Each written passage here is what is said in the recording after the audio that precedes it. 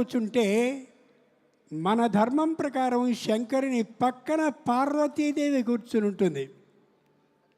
వైష్ణవ ధర్మం ప్రకారం విష్ణువు కుడి చేతి వైపున కూర్చుంటే అటు పక్క కూర్చుంటుందంటే మనం చూస్తూ ఉన్నప్పుడు విష్ణువుకి కుడి చేతి వైపున అమ్మవారు, మనం చూస్తూ ఉన్నప్పుడు శంకరుని ఎడమ చేతి వైపున పార్వతీదేవి కూర్చుంటారు.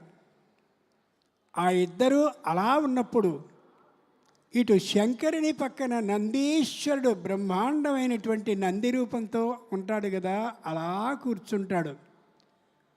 ఇటు విష్ణువు ఉన్నాడే, ఆ విష్ణువు పక్కన గరుత్మంతుడు రెక్కలన్నీ ముడుచుకుని కూర్చుంటాడు. అటువంటి సందర్భంలో శంకరుడు స్వయంగా మారేడు దళాలతో ఏర్పాటు చేయబడ్డటువంటి మాలని విష్ణువు యొక్క మెడలో వేస్తాడు. ఆలోచించి చూడండి, ఇద్దరికీ భేదం ఉంటే అలా చేయడం సాధ్యమవుతుందా? ఆ వెంటనే ఇటు పక్కన్నటువంటి విష్ణువు ఆ శంకరుని యొక్క మెడలో తులసి మాలని వేస్తాడు. వనమాలి. దీంట్లో ఆరోగ్య రహస్యం కూడా ఉంది.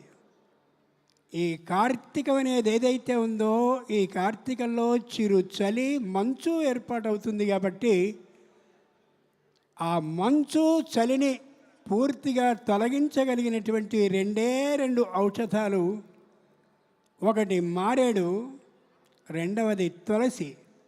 మారేడు కషాయాన్ని కానీ స్వీకరించినట్టయితే జీర్ణకోశ వ్యాధులు రావు. ఆ తులసి దళాలతో ఏర్పాటు చేయబడ్డటువంటి ఆ రసాన్ని కానీ తాగినట్టయితే శ్వాసకోశ వ్యాధులు రానే రావు. ఎంత ఆశ్చర్యమో! విష్ణువు శంకరుని మెడలో, శంకరుడు విష్ణువు యొక్క మెడలో ఈ మాలల్ని వేసుకుంటారు.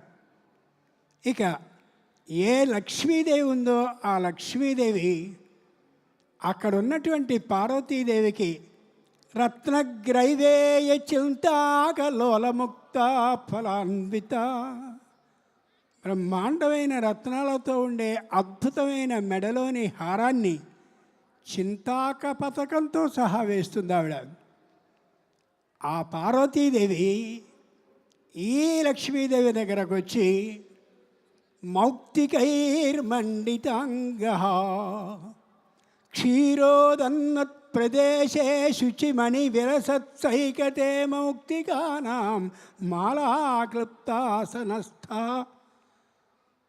మహానుభావుడైన శ్రీ మహావిష్ణువుది శ్రవణ నక్షత్రం కాబట్టి జ్యోతిషం ప్రకారం ఆ ముత్యాలమాలని వేస్తుంది. ఆ ముత్యాలమాల ఇటుపక్కకు వస్తుంది. ఏ శంకరుడున్నాడో ఆయన ఆర్ద్ర నక్షత్రంలో పుట్టాడు కాబట్టి గోమేధికాలతో వేయబడ్డ